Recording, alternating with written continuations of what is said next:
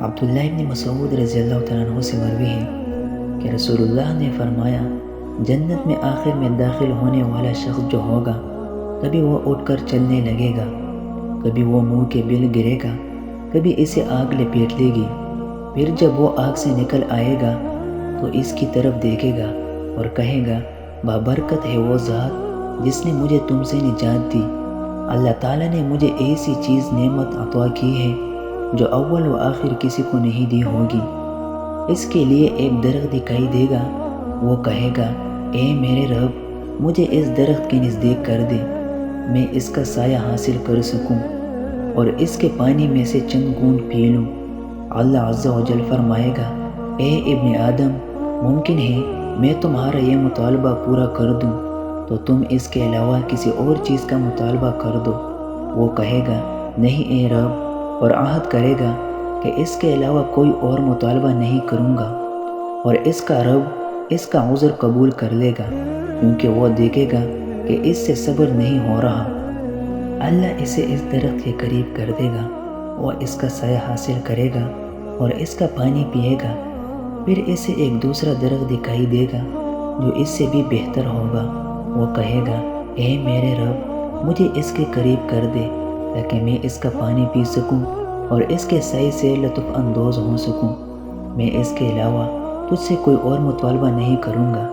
اللہ تعالیٰ فرمائے گا، اے ابن آدم، کیا تم نے مجھ سے عہد نہیں کیا تھا کہ تم اس کے علاوہ کوئی اور مطالبہ نہیں کرو گے؟ ممکن ہے اگر میں تمہیں اس درخت کے قریب کر دوں تو تم کوئی اور مطالبہ کر دو۔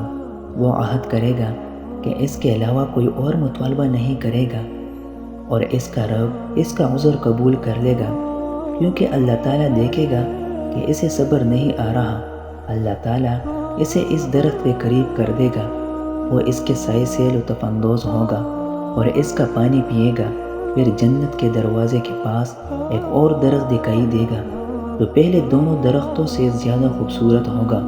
وہ کہے گا، اے میرے رب، مجھے اس درخت کے قریب کر دے تاکہ میں اس کے سائے سے لطف اندوز ہو سکوں اور اس کا پانی پی سکوں، اس کے علاوہ تجھ سے کوئی اور سوال نہیں کروں گا۔ اللہ تعالیٰ فرمائیں گے، اے ابن آدم، کیا تم نے مجھ سے معاہدہ نہیں کیا تھا کہ تم اس کے علاوہ کوئی اور مطالبہ نہیں کرو گے؟ وہ کہے گا، کیوں نہیں اے میرے رب، بس یہ، اس کے علاوہ کوئی اور سوال نہیں کروں گا، اور اس کا رب اس کا عذر قبول کر لے گا، کیونکہ اللہ تعالیٰ دیکھے گا کہ اسے صبر نہیں آ رہا۔ اللہ تعالیٰ اسے اس کے قریب کر دے گا۔ جب اللہ تعالیٰ اسے اس درخت کے قریب کر دے گا تو وہ جنت والوں کی آوازیں سنے گا، کہے گا، اے میرے رب، مجھے اس میں داخل کر دے۔ اللہ تعالیٰ فرمائے گا، اے ابن آدم، میری طرف سے کون سی چیز تجھے خوش کر دے گی کہ تیرے سوال کا سلسلہ منقطع ہو جائے؟ کیا تمہیں ایک دنیا اور اس کے ساتھ اس جتنی دوسری دنیا دے دوں تو کیا راضی ہو جاؤ گے؟ وہ کہے گا، اے میرے رب، آپ رب العالمین ہو کر مجھ سے مذاق کر رہے ہیں۔ عبداللہ ابن مسعود رضی اللہ تعالیٰ عنہ ہنس پڑے، کہنے لگے، کیا تم مجھ سے پوچھو گے نہیں کہ میں کیوں ہنسا؟